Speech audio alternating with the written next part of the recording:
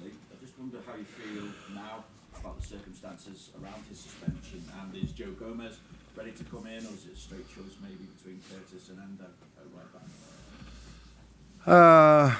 No, my feelings haven't. My feelings haven't changed. The moment I saw he got the red card, I was disappointed not to have him against Sunderland. But on the other hand, I think the referee did what he had to do, and that's not what we like if we love football. But it's the rule book, and referees are there to follow the rule book. Joe has not trained with us yet. I'm expecting him to train with us today for the first time.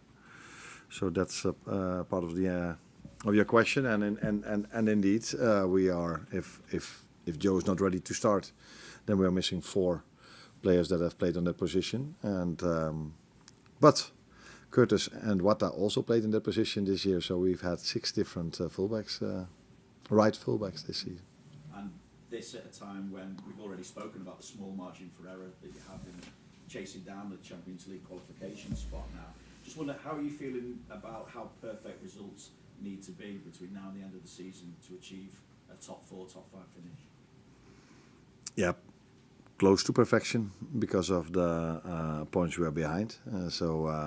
We also know that it's different when you are 4 points behind the team that's 18th or 19th in the league, because they usually don't pick up as many points as the number 3, 4 or 5 picks up. So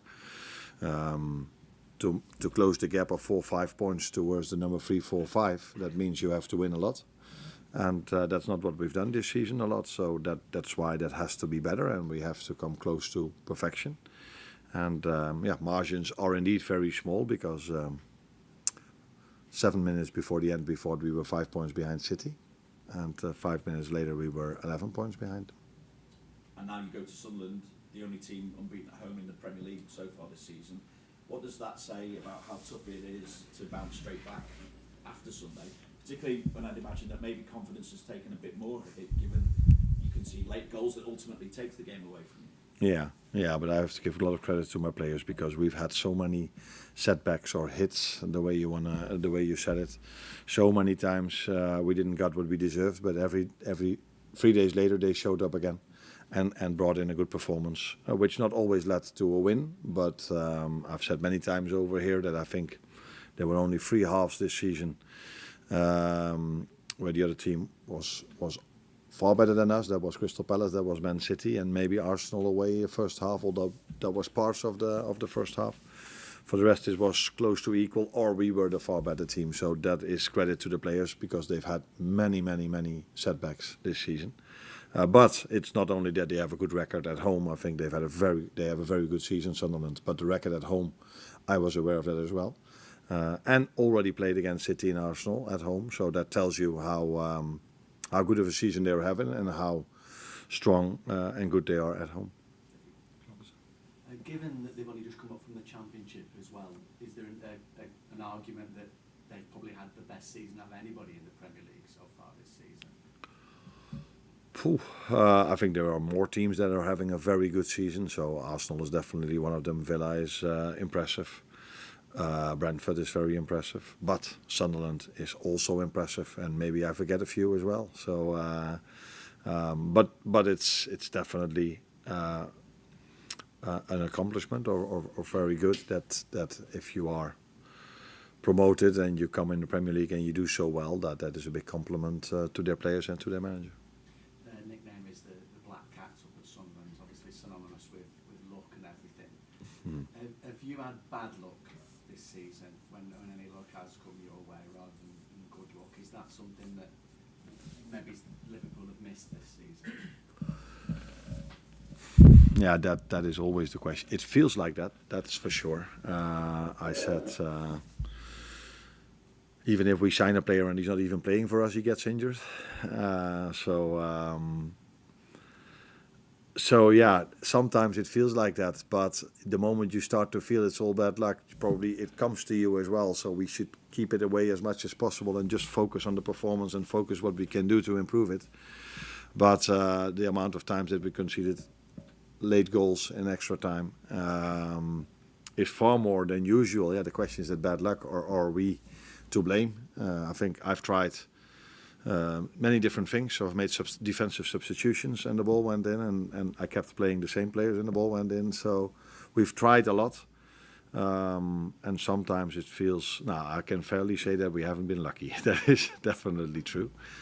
Is it then unlucky, or is this part of who we are? Yeah, that is something we can only find out in the upcoming 3 to 4 months. You said that you had 6 different right backs at different points. What impact do you think that's had then on your form this season to have changed that so often? Yeah, but then you only focus on the right fullback position. I think I've had to change in many positions as a result of, because if Dominic plays as right back, he can't play in the midfield, so you have to change the midfield, and that has gone throughout the whole team quite a lot. Difficult to measure. We were talking about bad luck. I've spoken about set pieces. We're talking about injuries. I think this all goes into it. Why results have been how they've been. And I think one other main thing has been that it has took us a while before everyone was ready to play every 3 days at Premier League and Champions League level. But for me, we've reached that point now, because if I compare our game against City 3 or 4 months ago, where we wanted to press them in the first half, aggressive as well, now we hardly touched the ball. So the game 2 days ago was so much different that I think that shows how much steps we've made through all the things we went through, after all the things we went through. So yeah, that is also a reason, but yeah, there are more reasons to come up why the season has been, why it has gone like that, like this. But the main thing is to look forward. And from the last 5-6 games we've played, I get a lot of confidence from that. But we need to bring that confidence into better results.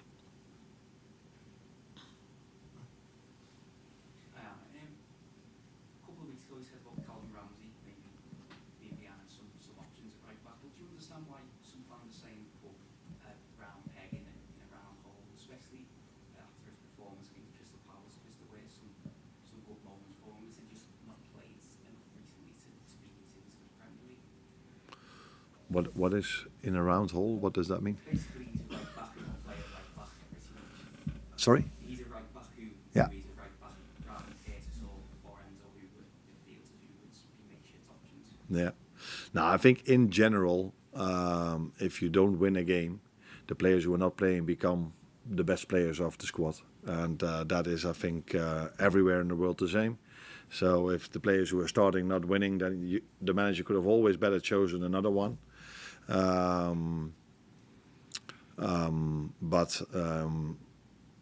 That and I think this is an example of that as well. I just want to protect all my players, and I've chosen other players till now, and that's also what I'm going to do tomorrow.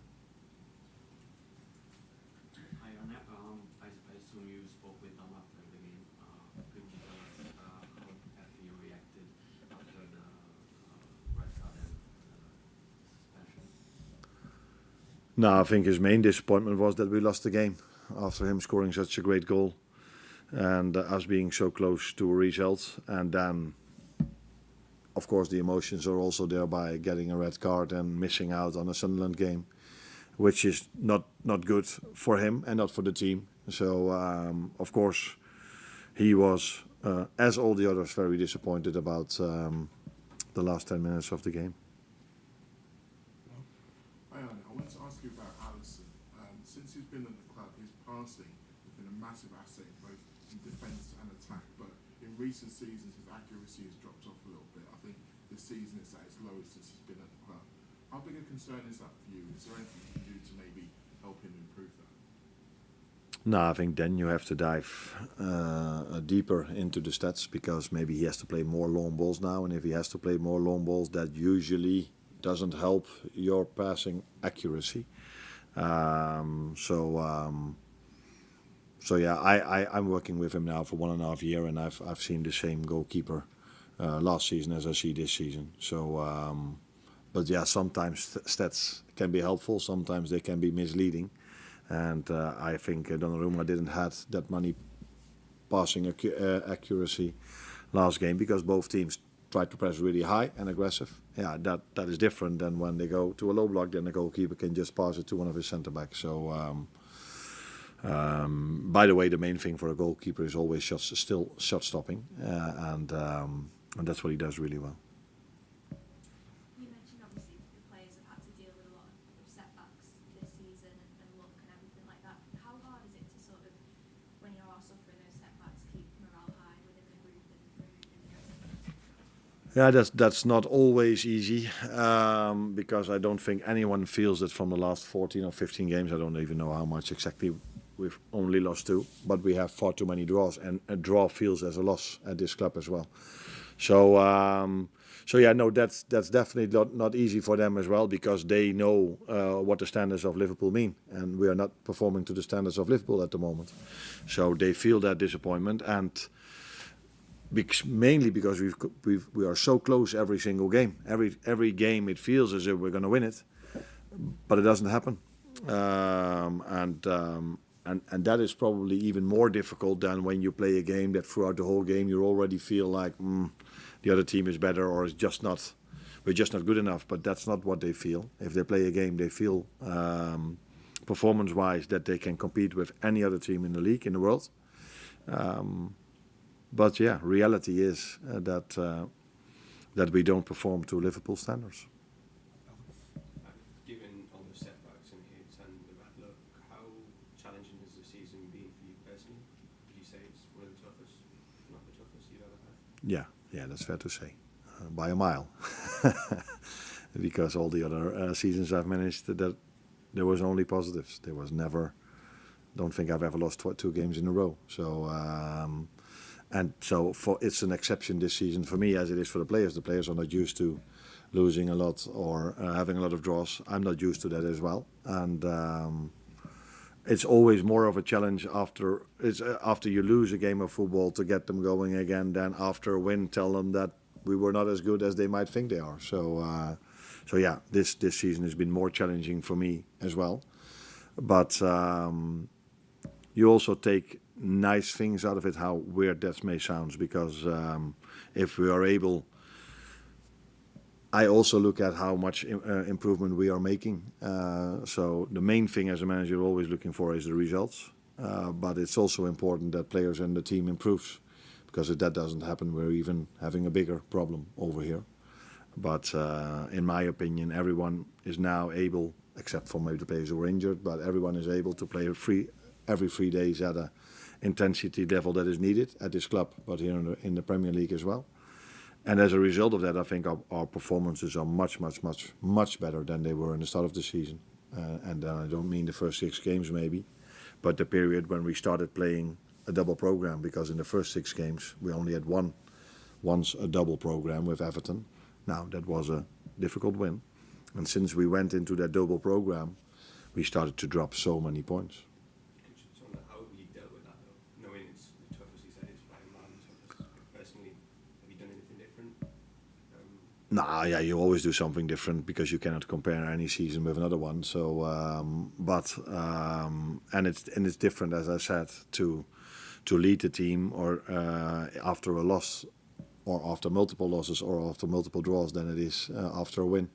But I don't think anyone in this building would tell you that I completely changed. No, I didn't.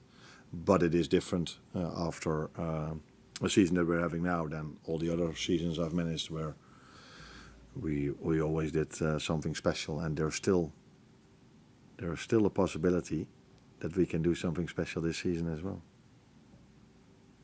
James, last one. Arne, just in terms of making this an acceptable season, do you have to ensure there is Champions League football here next season? Acceptable? Yes. Yeah. If we don't have Champions League football, it's definitely not been an acceptable season. You talk about obviously the model of sustainability that relies so much, doesn't it, on that would have an impact on summer plans and everything else. This is what I said. When I arrived here, we could only sign Federico Chiesa, and that was after a Europa League season. So that does have an enormous impact in the way this club is run. So that is clear. Yeah, we are completely aware. I'm completely aware of that. Thank you, everyone.